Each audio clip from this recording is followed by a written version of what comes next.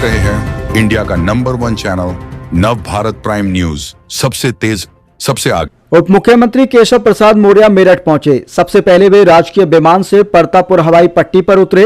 उप मुख्यमंत्री ने सर्किट हाउस में भाजपा के पदाधिकारियों और जनप्रतिनिधियों से संवाद भी किया। इसके बाद विभागीय अधिकारियों के साथ समीक्षा बैठक की। बैठक के उपरांत उप मुख्यमंत्री ने निर्माणाधीन योजनाओं का स्थलीय निरीक्षण भी किया।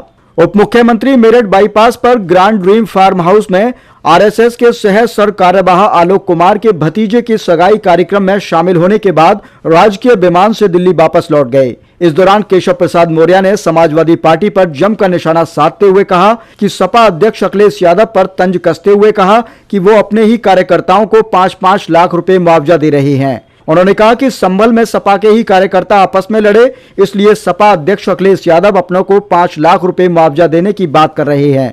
जब अपने कार्यकर्ताओं को देना है तो 5 करोड़ दे दें। सर्किट हाउस में पत्रकारों से वार्ता करते हुए उन्होंने कहा कि सपा उपचुनाव में हार से बौखलाई थी, इसलिए संभल में न्यायालय के आदेश की कार्यवाही का विरोध हुआ।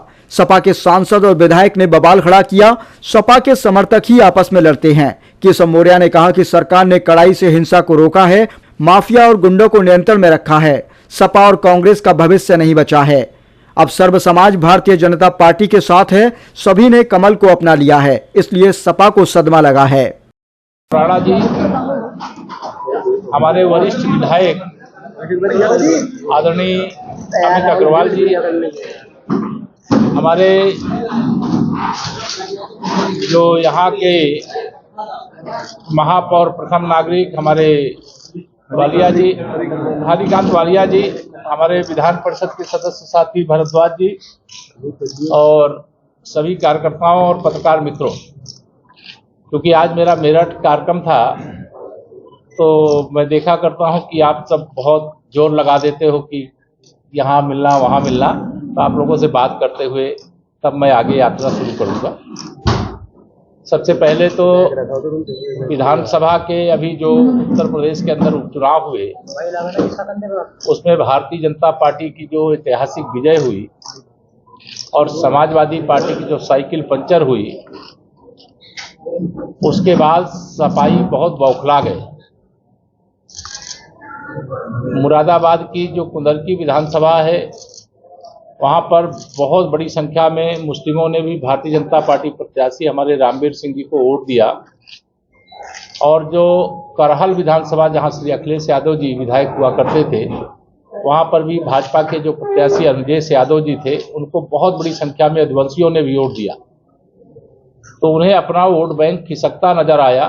तो संभल में माननीय न्यायालय के आदेश से जो कमीशन की कार्रवाई हो रही थी, सर्वे की कार्रवाई हो रही थी, उसकी आड़ में समाजवादी पार्टी के सांसद और समाजवादी पार्टी के विधायक,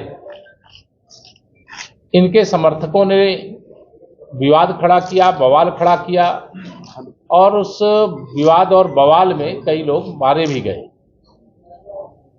एक तरफ सपा के ही सांसद और सपा के ही विधायक के समर्थक आपस में लड़ते हैं और उसमें कई लोग मरते हैं।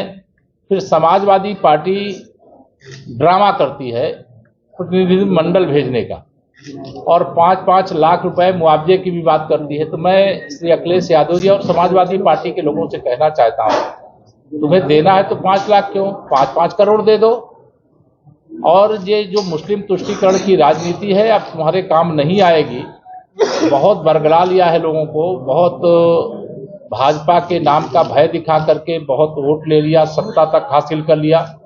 लेकिन अब माननीय प्रधानमंत्री श्री नरेंद्र मोदी जी और आदरणीय मुख्यमंत्री योगी आदित्यनाथ जी के नेतृत्व वाली भारतीय जनता पार्टी की सरकार में सबका साथ सबका विकास हो रहा है, इसलिए भारतीय जनता पार्टी के साथ सभी लोग मजबूती से खड़े हो रहे हैं। भारतीय जनता पार्टी, मुझे पूरा विश्वास है, जिस प्रकार से हमने यूपी का उपचुनाव जीता, जिस प्रकार से हरियाणा में भारतीय जनता पार्टी ने तीसरी बार सरकार बनाया, जिस प्रकार से महाराष्ट्र में भारतीय जनता पार्टी महायुति गठबंधन ने ऐतिहासिक जीत हासिल की, उसी प्रकार से 2027 में तीसरी बार उत्तर प्रदेश में प्रचंड बहुमत की भारतीय जनता पार्टी की सरकार बनेगी, यह मैं पूरे विश्वास के साथ कह सकता हूं। समाजवादी पार्टी समाप्तवादी पार्टी बनेगी। फर्जी पीडीए जो परिवार डेवलपमेंट एजेंसी ये चलाते हैं, जो गुमराह करके लोकसभा में कुछ अतिरिक्त सीटें इन लोगों ने जीत ली थी, अब इनकी पोल खुल चुकी है, गुब्बारे की हवा निकल चुकी है।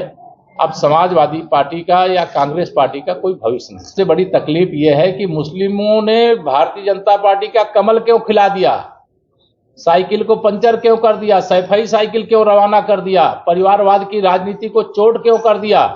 उनकी सबसे बड़ी पीड़ा सपाइयों की यही है, लेकिन अब ये पीड़ा उनको लगातार झेलना पड़ेगा। इनकी पीड़ा और गहरी होगी, इनके जख्म और बढ़ेंगे, क्योंकि सब लोगों ने भाजपा को अपना लिया है, भाजपा की राजनीति को, भाजपा